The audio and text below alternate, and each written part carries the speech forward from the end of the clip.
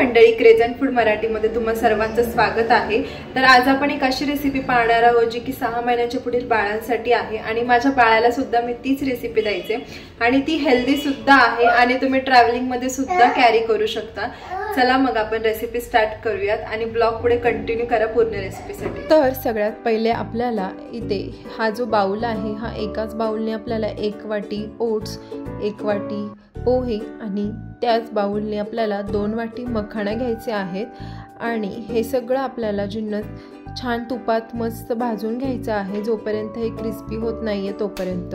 तर सगळ्यात पहिले आपल्याला गॅस लावायचा आहे। गॅस लावून त्याच्यावर कढई ठेवायची आणि त्याच्यामध्ये साजूक तूप घालायचं आहे। हे तूप मी घरी बनवलेलंच आहे आणि याची रेसिपी तुम्हाला हवी असेल तर नक्की कमेंट करून सांगा। तर हे हेल्दी असं मखाना आपण आहे ना तो तुपात आता छान भाजून घेणार आहे। तर जोपर्यंत मखाना क्रिस्पी होत नाहीये तोपर्यंत आपल्याला भाजून घ्यायचा आहे।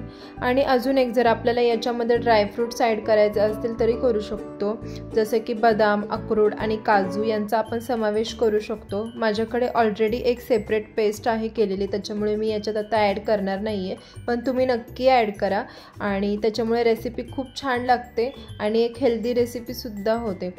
तर मखाना इथे आपल्याला छान भाजून घ्यायचा आहे। 3 ते 4 मिनिटात छान क्रिस्पी असा मखाना इथे आपला भाजून होतो आणि पाहू शकता तुम्ही असं हाताने प्रेस केल्यानंतर तो कुरकुरीत असं त्याचा आवाज येतो आणि तेव्हा समजायचं की हा मखाना आपला भाजलेला आहे आणि हा रेडी आहे। तर अजून इथे हा मखाना भाजला नव्हता व्यवस्थित, त्याच्यामुळे याला मी अजून 2 ते 3 मिनिट छान भाजून घेणार आहे। तर व्यवस्थित असं भाजल्यानंतर आता मी परत एकदा चेक करणार आहे आणि मखाना आता छान फुटतोय हाताने, त्याची पावडर होते, म्हणजे हा मखाना आपला रेडी आहे। तर आता मी हा काढून घेणार आहे एका प्लेटमध्ये आणि सेम कढईमध्ये आता परत आपल्याला 1 चमचा तूप ॲड करायचे। तर आपल्याला आता इथे ओट्स भाजून घ्यायचे आहेत।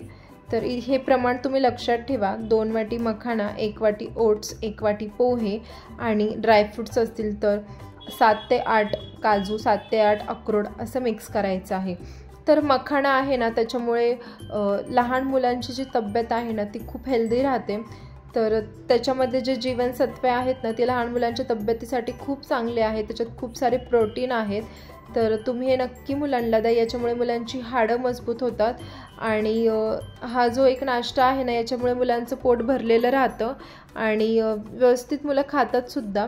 तर ही रेसिपी एक हेल्दी रेसिपी आहे, सो तुम्ही नक्की जर तुमच्या घरात छोटं बाळ असेल तर त्याला तुम्ही ही करू शकता आणि देऊ शकता। तर इथे पोहे असे आपल्याला छान तांबूस रंगावरती असं कलर थोडासा चेंज होईपर्यंत भाजून घ्यायचं आहे।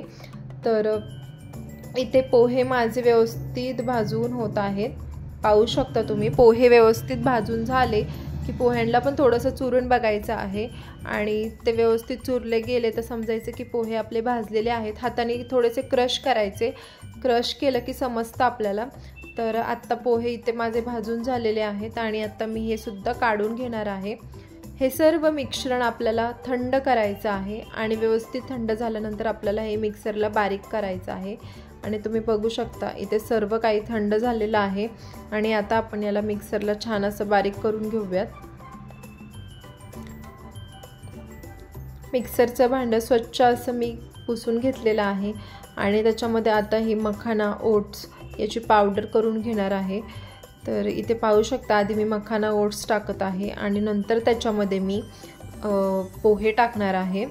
तर तुम्ही ही जी पावडर बनवणार आहात तर त्याच्यामध्ये लहान मुलांना भिजवलेले खजूरसुद्धा देऊ शकता किंवा एखादं फ्रूट, केळी देऊ शकता तुम्ही त्या मिश्रणात मिक्स करून आणि खूप छान लागतं, मुलं आवडीने खातात सुद्धा आणि नाश्त्याला तर बेस्ट ऑप्शन आहे। तुम्ही नक्की सकाळी सकाळी मुलांना हे द्या।